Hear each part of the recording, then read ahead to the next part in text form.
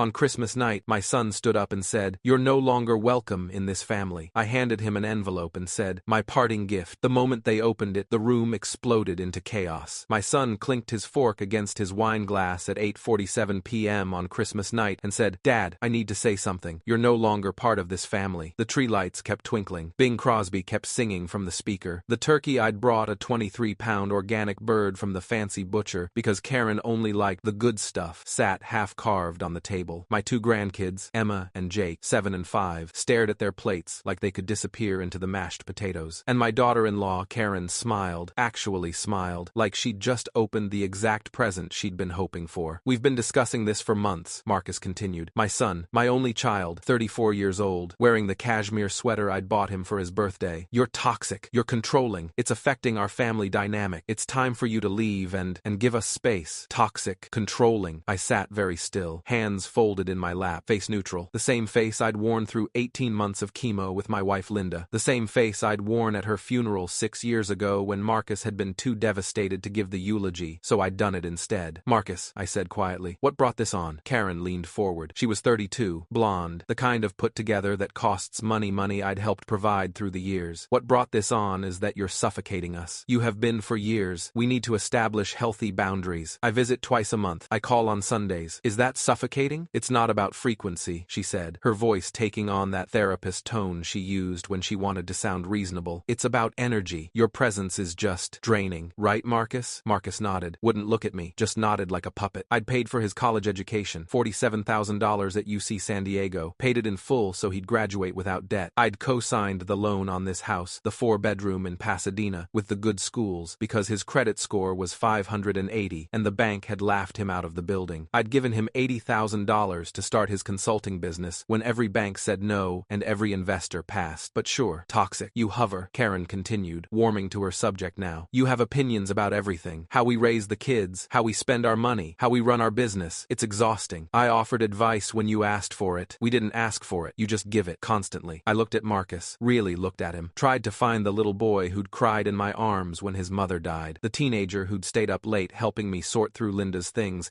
because he knew I couldn't do it alone, the young man who'd said at her funeral, "I don't know how to do life without Mom. Promise, you'll always be there." I'd promised. He still wouldn't meet my eyes. "This is Karen's idea, isn't it?" I asked. Marcus stiffened. "It's our decision." "No," Karen snapped, dropping the reasonable act. "It's the right decision. You've had your claws in him long enough, Robert. He needs to be his own man." Claws. Like I was some kind of parasite instead of the father who'd raised him alone after Linda died, who'd worked double shifts at the engineering firm so he could do travel, soccer, and debate club, and college application fees. Emma started crying, quiet little sobs. Jake put his arm around her. "Can we go to our room?" Emma whispered. "Not yet," Karen said sharply. "This is a family moment. You need to understand what's happening." A family moment. Jesus Christ. I should have been surprised, should have been blindsided, but I wasn't, because I'd seen this coming for years. Karen had started dating Marcus 8 years ago. She'd been sweet at first, grateful when I helped them with rent during a rough month, thankful when I paid for their wedding $32,000 for a small, intimate ceremony that somehow required a 4-tier cake and a live band. But something had shifted after they had Emma. Suddenly my visits were unexpected. My gifts were too much. My presence was stressful. She'd started making comments, little digs. Marcus's father is very involved. "We're trying to give the kids space from outside influences. Marcus needs to learn to make decisions without running to daddy." I'd ignored it, told myself it was new parent stress, that she was just protective, that it would pass. It didn't pass. It got worse. 2 years ago, I'd offered to help them hire a bookkeeper for the business. They'd been drowning in paperwork, missing quarterly tax filings, getting penalty notices. Karen had exploded, accused me of thinking they were incompetent, of trying to control their company, of treating Marcus like a child. I'd apologized, backed off, let them handle it themselves. They'd nearly gone bankrupt. The IRS had filed a lien. The business account had been frozen. Marcus had called me at 2 a.m., crying, asking for help. I'd paid off their tax debt, $43,000. Karen never thanked me, just said they would have figured it out eventually. Last year, I'd missed Emma's birthday party because I had the flu. Karen had called Marcus in front of me. I was at their house, dropping off Emma's present, and said, "See, he can't even prioritize his own granddaughter. He'd rather stay home than celebrate her." I was running a 103-degree fever. Marcus knew that. He didn't correct her. That's when I started to understand. Karen didn't just dislike me. She wanted me gone, and she was slowly, methodically, turning my son against me. 6 months ago, I'd been at their house, fixing a leaky pipe in the kitchen. Marcus had asked for help, said they couldn't afford a plumber right then. Karen Karen had been on the phone in the next room. I wasn't trying to eavesdrop. The walls were just thin. Once the old man's gone, everything comes to us anyway, she'd said, casual, matter of fact, like she was discussing the weather, the house in Arcadia, the investment accounts, everything. Might as well speed up the process. If we cut him off now, make it clear we don't need him, maybe the stress will,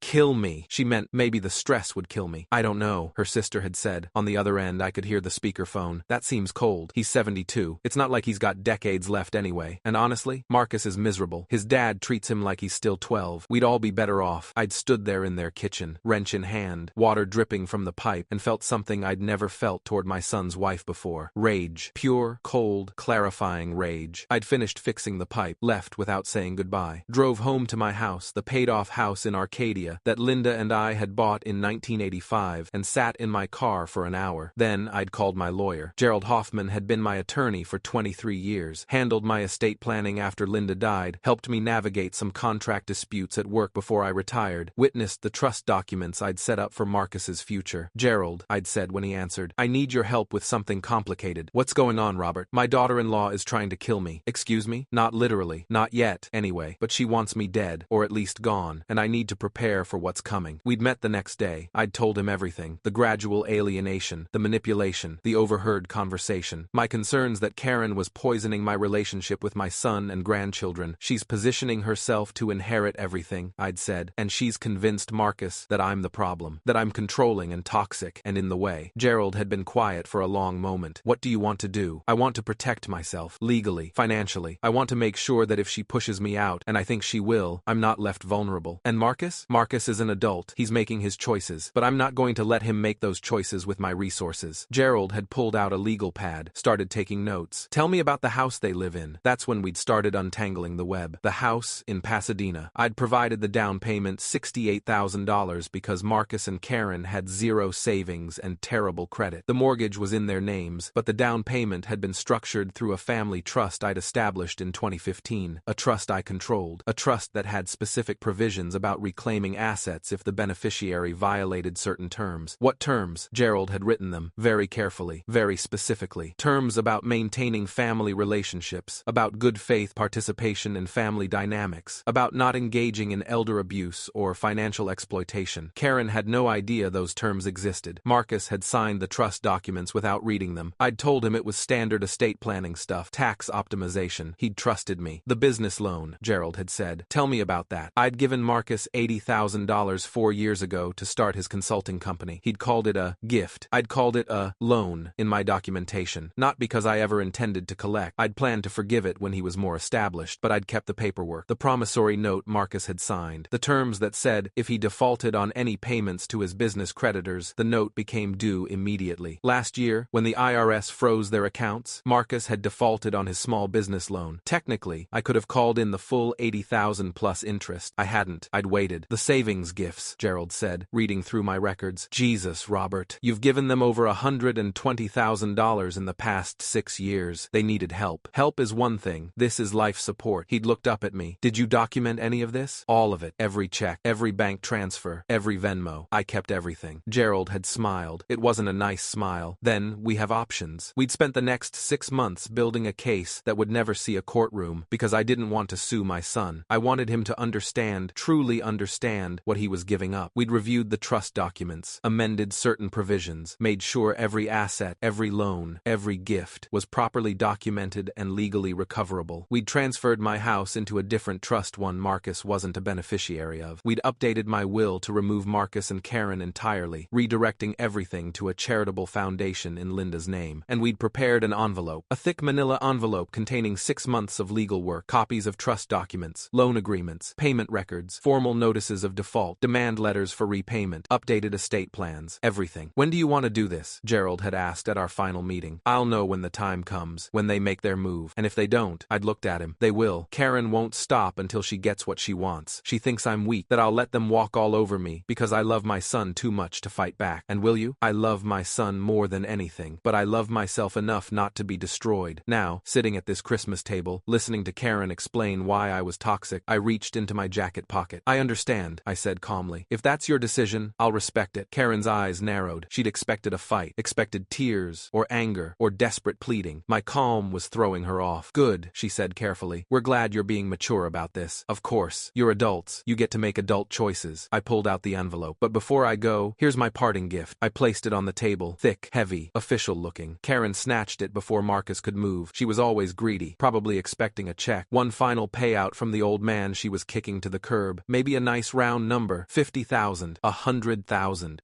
Please forgive me for being such a burden gesture. She tore it open. The first document was a letter on law firm letterhead. Hoffman and Associates. She started reading. Her face went from smug to confused to white in about 5 seconds. What? She looked up at me. What is this? Marcus grabbed the papers from her hands, started reading. His hands began to shake. Dad, what did you do? I took a sip of wine. Let it breathe. Let the moment stretch. You wanted me out of the family. I'm simply honoring your request. Emma and Jake were staring now, not understanding but sensing the shift in the room, the way the air had changed. Marcus was flipping through pages frantically. This says you're calling in the house down payment? Not calling it in, reclaiming it. The trust that funded your down payment has specific provisions about family relationships and elder respect. You violated those provisions. The trust is revoking its support. But this is our house. Actually, I said calmly. Check page 4, section 3.2. The trust holds a contingent interest in the property. If the beneficiary violates the terms which you have, the trust can execute its claim. That's not legal. It absolutely is. Gerald Hoffman, 31 years practicing estate law, structured it that way specifically. You signed the documents in 2019. Didn't read them, did you? Karen's hands were shaking now. You can't do this. You're trying to blackmail us. I'm not trying to do anything. I'm doing it. Keep reading. Marcus found the next section. His face crumbled. The business loan. The $80,000 I gave you, which you called a gift, which I documented as a loan, with your signature. I pulled out my phone, opened my photos, showed him a picture of the promissory note. You defaulted when the IRS froze your accounts last year. The terms state that any default makes the full amount due immediately, plus interest at 6% APR.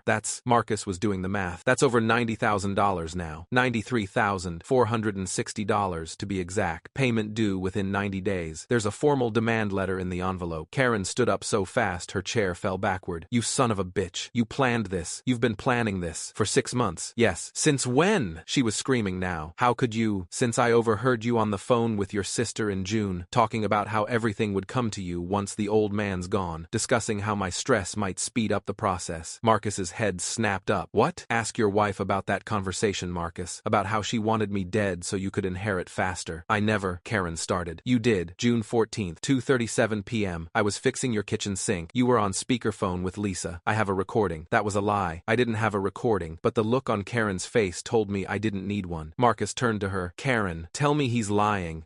It wasn't like that. I was just venting. I didn't mean, you hoped I'd die. I said it softly, without accusation, just fact, so my son could have my money without the inconvenience of having me around. The room went completely silent. Even the Christmas music had ended. Just the sound of Emma crying and Karen's harsh breathing. There's more, I said. Keep reading. Marcus flipped to the next document. The savings accounts? Every penny I've given you over the years. $123,000 in gifts since 2018. All documented. All with written notes about being temporary support or bridge funding or emergency assistance. I'd been very careful about my wording. I'm not demanding repayment on those, but I am documenting them for tax purposes and potential fraud investigation. Fraud? You've been claiming your business income on your tax returns, but you've failed to report my financial support as income. That's potentially fraudulent. The IRS might be interested. Gerald had been very clear that this was a gray area, that it probably wouldn't result in actual charges, but the threat was enough. And finally, I said, page 12, my updated estate planning documents. You and Karen have been removed as beneficiaries from my will, my trusts, and my investment accounts. Everything now goes to the Linda Morrison Foundation for Cancer Research. Linda, my wife, Marcus's mother, the woman who'd loved our son more than life itself, the woman whose name Karen had forbidden in their house because it made her uncomfortable. Marcus looked like he'd been punched. You're cutting me out. You cut me out first. I'm just making it legal. But Mom would have wanted, your mother would have wanted you to honor your family, to treat the people who sacrificed for you with respect, to not let your wife scheme to kill your father for inheritance money. I didn't know, Marcus's voice cracked. I didn't know she said that, but you knew she was pushing me away. You knew she was poisoning our relationship, and you let her. You chose her comfort over my presence. So now, you get to live with that choice. Karen grabbed the papers from Marcus. This is illegal. All of this. We'll sue. We'll fight this. Go ahead. The number for Hoffman and Associates is on the letterhead. Gerald would love to hear from you, but I should warn you, litigation is expensive. And since I'm calling in your business loan and you're about to lose your house, I'm not sure you can afford it. Her Her face went from white to red. You vindictive old bastard. Probably, but I'm a vindictive old bastard who still has his house and his money and his dignity. Can you say the same? Marcus was staring at the papers like they were written in a foreign language. Dad, please, we can fix this. We can talk about it. I'll talk to Karen. We'll work it out. Work what out, Marcus? The fact that your wife wanted me dead? The fact that you just stood up at Christmas dinner and told me I'm no longer part of your family? Those aren't things you work out. Those are things you live with. I was wrong. I'm sorry. I was so wrong. You were. And you'll be even sorrier in about 45 days when you have to vacate the property. That's how long you have. It's in the notice. Where are we supposed to go? That's not my problem anymore. I'm not part of your family, remember? You made that very clear. I stood up, buttoned my jacket. The same jacket Linda had bought me for our 40th anniversary. The last gift she'd given me before the cancer took her. The business accounts are frozen, pending the loan repayment, I continued, my voice steady. Professional. Your credit cards, the ones I'm listed as a co-signer on, are being closed effective tomorrow. The joint savings account we opened for Emma and Jake's college fund remains intact. That's for them, not you. But you don't have access to it anymore. I've established myself as the sole trustee until they're 18. You can't do this to your grandchildren. I'm not doing anything to my grandchildren. I'm protecting them from their parents' financial mismanagement. The money will be there when they need it. If you're still in their lives by then, Emma was full-on sobbing now. Jake looked terrified. I wanted to go to them, to hold them, to tell them Grandpa loved them, and none of this was their fault. But I couldn't, not anymore. Marcus grabbed my arm. Dad, please